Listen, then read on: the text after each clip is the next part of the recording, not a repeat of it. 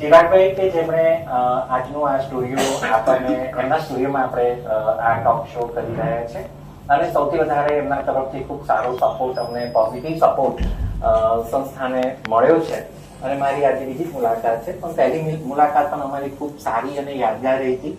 એમણે આ કાર્યને અને આ જે રીતે આ કાર્યને વધારે વિસ્તારવું એના માટે જે ઉત્સાહ બતાવ્યો હતો એ માટે ચિરાગભાઈનો આભાર માનીશ અને ચિરાગભાઈને કહીશ કે તમે આજે ચર્ચા થોડોક સમયથી જોઈ રહ્યા છો તો આપનું મંતવ્ય શું છે કે આ ફિલ્મમાં કેવી રીતે આગળ વધવું જોઈએ?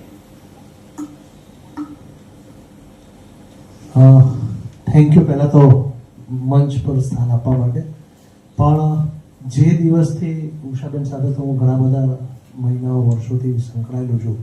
એમની એક્ટિવિટી ખૂબ જ સરસ હોય છે અને ઓલવેઝ હું એમને કહેતો હોઉં છું ઉષાબેન મને થોડોક મોકો આપજો સારું કામ કરવાનો, કારણ કે એટલું બધું રચ્યા પચ્યા હોય છે સારી એક્ટિવિટીમાં અને સોશિયલી અને બિઝનેસમાં આવ્યા પછી આપણને સમય ઓછો મળતો હોય છે. પણ એક એવી વાત છે કે આ જે દિવસે તમે લોકો આવ્યા હતા અને મેં પૂછ્યું હતું કે આ શું છે, આની પાછળનો મોટિવ શું છે, તો એક બહુ નાની વાત કહી છે કે આ જે પણ બાળકો છે, જે પણ વ્યક્તિ છે કે મેન્ટલી ડિસેબલ આપણે કહીએ કે મનોદિવ્યાંગ કહીએ, પણ એકદમ નિર્દોષ છે. હું એવું માનું છું કે આપણા કરતાં બહુ સારા છે. કેમ? ક્યારેય મનમાં કપટ નથી, કોઈ ઈર્ષ્યા નથી. એમનું હાસ્ય તો 100% 24 કેરેટ ગોલ્ડથી પણ વધારે કિંમતી છે. કેમ કે નિર્દોષ છે. ભગવાનને એવી રચના કરી છે કે આમના મનમાં એકદમ ક્લીન શુદ્ધિકરણ સાથે એ બાળકો છે. અને મેં ઘણી વખત ઘણા કાર્યક્રમોમાં અમુક જગ્યાએ ઘણા સિટીમાં હું રહ્યો છું, પણ મને એવું લાગે મારો પોતાનો ઓન બિઝનેસ અને મારું જે એક્ટિવિટી છે એ પ્રમાણે હું થોડું કહીશ કે સ્ટુડિયો સુરસીએમ ખજાના બેન્ક્વેટ અમે ટેલેન્ટને પ્રમોટ કરવા માટે બનાવ્યો છે. સાચું કહીએ તો ઘણા બધા મોટા સ્ટેજ ઉપર અમે લોકો શોઝ કરીએ છીએ, ઉષાબેનને ખ્યાલ છે. એમાં પણ ન્યૂ ટેલેન્ટને અમે લોકો આગળ લઈ જઈએ છીએ. કેમ કે ક્યાંક ને ક્યાંક કોકને એક પ્લેટફોર્મ મળીને કોઈ ક્યાં આગળ આવે છે એ આપણને ખ્યાલ નથી. છેલ્લા 7 વર્ષમાં 160 સિંગર્સને અમે પ્રોફેશનલ બનાવ્યા છે અને એ લોકો પેમેન્ટથી અત્યારે એમનું કામ ચલાવી રહ્યા છે. તો મને આ વાત જ્યારે ચાલતી હતી તમારા બધાનું ધ્યાનથી સાંભળતો હતો, મને એવું લાગ્યું કે આ બાળકોમાં પણ કંઈક ને કંઈક ક્યાંક ટેલેન્ટ છે. જે પણ પ્રકારનું ટેલેન્ટ છે એને બહાર લાવવા માટે જે સપોર્ટ જોઈએ, સ્ટુડિયો તો છે જ, તમારો જ છે, તમારે મને પૂછવાની જરૂર નથી. પણ અહીંથી પણ આગળ કોઈ મોટા પ્લેટફોર્મ પર કંઈક પ્લાન કરીએ, કંઈક વર્કિંગ કરીએ, એમાં જે પણ મારો ફાળો, સિંહ ફાળો કહેશો તો પણ હું હાજર છું.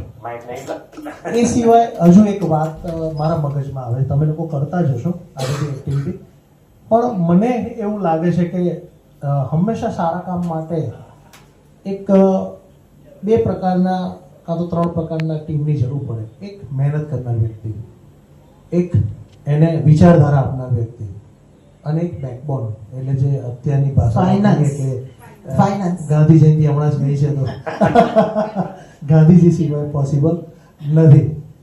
તો એમાં પણ હું ક્યાંક ને ક્યાંક એવા ગ્રુપ સાથે તમને ભેગા કરીને આપણે કંઈક એવું કરીએ કે ક્યાંક ને ક્યાંક એક ફંડ રેઝિંગ આપણે કરીએ જેથી કરીને આપણે વધુ સારી ફેસિલિટીઝ બાળકોને આપી શકીએ, એવો મારો વિચાર છે. ચોક્કસ.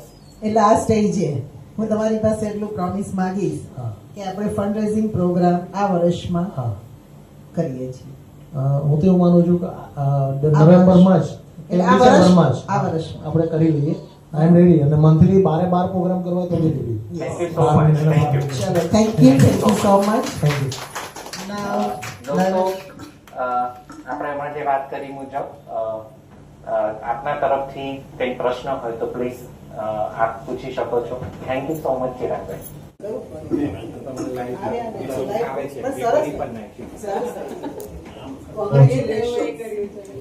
અને ખાસ તો બધા આમંત્રિત મહેમાનો જે આવ્યા હતા જેણે અમને ખૂબ જ સારી રીતે સાંભળ્યા.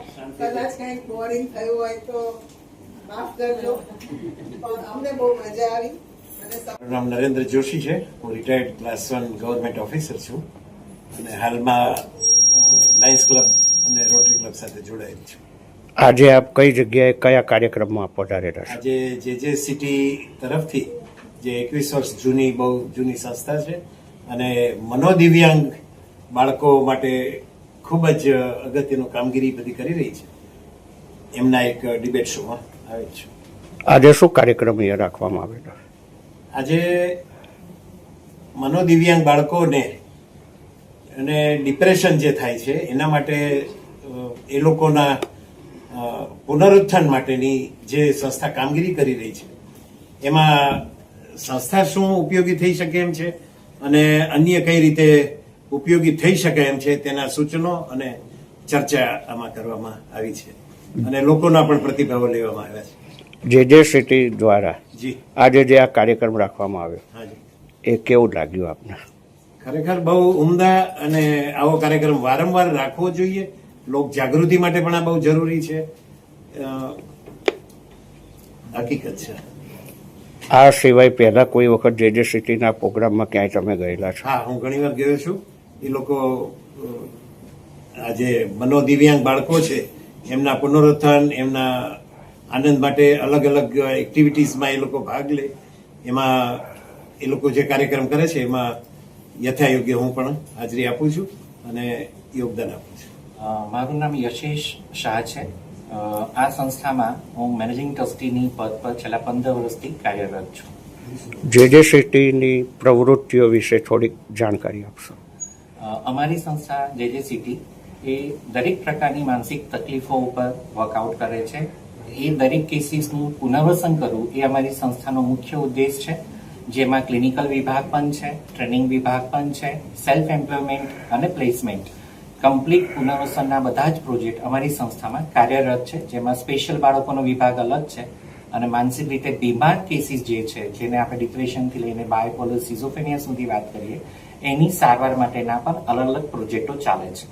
આજે કઈ જગ્યાએ કાર્યક્રમ તમારો મનોદિવ્યાંગ બાળકો માટેનો શું રાખવામાં આવેલો? સુરશિવ બેન્ક્વેટ હોલ અને ખજાના બેન્ક્વેટમાં અમારો આ સ્ટુડિયોમાં અમારો આજનો આ કાર્યક્રમ છે. આ કાર્યક્રમનો મેઇન ઉદ્દેશ અમારો એક મેન્ટલ હેલ્થ અવેરનેસ પ્રોગ્રામ, જે ઓક્ટોબર મહિનો જે છે એ મેન્ટલ હેલ્થ વીક મંથ તરીકે સેલિબ્રેશન આપણે કરીએ છીએ. એમાં અમે માઇન્ડવેલ ન્યૂઝ ચેનલ આજથી આજે શરૂઆત કરી છે અને એનું પહેલો જ એપિસોડ આજે અમે લોકોએ ચર્ચામાં કર્યું છે અને થોડાક સમય પછી ગરબા મહોત્સવ પણ છે. આજે કેટલા મનોદિવ્યાંગ લોકો અહીંયા ઉપસ્થિત છે? મનોદિવ્યાંગ બાળકો અમે લોકો સ્ટુડિયોની જગ્યા પ્રમાણે 25 થી 30 બાળકોને અમે ઇન્વાઇટ કર્યા છે, જે ગરબાની અંદર પાર્ટિસિપેટ કરશે. હમણાં જે ચર્ચાનો ભાગ હતો એમાં બાળક બહુ લાંબો સમય બેસી ન શકે, એટલા માટે બાળકો લગભગ બહાર આવી ચૂક્યા છે. અન્ય કોઈ કાર્યક્રમો ભવિષ્યમાં આપ કરવાના હોય એની માહિતી થોડી? અમારા વાર્ષિક ઘણા બધા કાર્યક્રમો થતા હોય છે, પણ નજીકના સમયમાં જ અમે આજે માઇન્ડવેલ ટોક શો જે શરૂ કર્યું છે એના બીજા એપિસોડનું પણ શૂટિંગ થશે. તેમજ દિવાળી સેલિબ્રેશન અને દિવાળીને અનુલક્ષીને પણ અમારા કાર્યક્રમોના ડિઝાઇન ચાલુ છે. જે સિટીમાં અન્ય કોઈ હોદ્દેદારો હોય અને એમનો સાથ અને સહકાર તમને કઈ રીતે મળી રહ્યો છે? જે સિટીમાં આજે અમારી સાથે ટ્રસ્ટી મારા શ્રીમતી ઉષાબેન શાહ છે, જેઓ લાયન્સ ક્લબ એલિસ બ્રિજમાં અને લાયન્સ ક્લબ ઇન્ટરનેશનલ સાથે સંકળાયેલા છે. છેલ્લા 10-12 વર્ષથી તેઓ અમારી સંસ્થા સાથે છે અને છેલ્લા 7-1 વર્ષથી ટ્રસ્ટીમાં પણ છે. અને મારી સાથે ને સાથે દરેક કાર્યક્રમ, દરેક પ્રોગ્રામ અને રિહેબિલિટેશનના જે કાર્યો છે એમાં ફંડથી લઈને મેનેજમેન્ટથી લઈને દરેકમાં તેમનો સંપૂર્ણ સહયોગ મળે છે. મારું નામ હિમાલી લાખાણી છે અને હું એક પ્રેક્ટિસિંગ સીએ છું. આજે અહીંયા તમે જે સિટી સંસ્થા દ્વારા મનોદિવ્યાંગ બાળકો માટેનો જે કાર્યક્રમ સોર શિવમ સ્ટુડિયો એલિસ બ્રિજ ખાતે રાખવામાં આવે છે, તો એઝ એ કઈ રીતે આપ આમાં આજે પધાર્યા છો, ઉપસ્થિત રહ્યા છો? હું ઇન્વાઇટી ગેસ્ટ તરીકે અહીંયા ટોક શોમાં આવેલી છું અને ડિપ્રેશન માટે, મનોદિવ્યાંગ બાળકો માટે જે કાર્ય કરી રહ્યા છે એના માટે અને એના વધારે ને વધારે તમે પહોંચી શકીએ લોકો સુધી એના માટે અમે ટોક શો જે આયોજિત કરેલો છે એમાં મને ઇન્વાઇટ કરેલી છે. તમે આ અગાઉ જે સિટીના કોઈ પ્રોગ્રામમાં ક્યાંક ગયેલા છો? ના. તો આજે ફર્સ્ટ ટાઈમ તમે અહીંયા આવ્યા, તો અહીંયા કેવું લાગ્યું આયોજન અને એમની સંસ્થા વિશેની જાણકારી લઈને તમને કેવું લાગ્યું? સંસ્થા વિશે જાણકારી લઈને એવું લાગે કે નેક્સ્ટ શો ને બધા શોમાં હું જઈશ અને બધા જ પ્રોગ્રામમાં એમને હેલ્પ કરીશ, જેથી કરીને જે એ લોકો કરી રહ્યા છે સ્પેશિયલી એબલ્ડ જેને કહી શકો તમે, માઇન્ડથી ને ભલે તમે હોય પણ બાળકો બહુ જ નાદાન હોય છે એને હેલ્પ કરવા માટે એની સાથે જોડાઈને હું કામ કરતી રહીશ. મારું નામ ઉષા શાહ છે અને જે સિટીમાં અત્યારે ટ્રસ્ટી છું અને લાયન્સ ક્લબ સાથે જોડાયેલી જે સિટીમાં કેટલા સમયથી તમે જોડાયેલા છો? છેલ્લા 15 થી 16 વર્ષ. જે સિટીની જે પ્રવૃત્તિઓ છે એની ટૂંકમાં માહિતી અને ભવિષ્યમાં થનારા તમારા કાર્યક્રમો અને તમારી સાથે અન્ય જે જોડાયેલા છે એમનો તમને સાથ સહકાર અને સહયોગ કેવો મળી રહેશે એના વિશે થોડું જણાવો.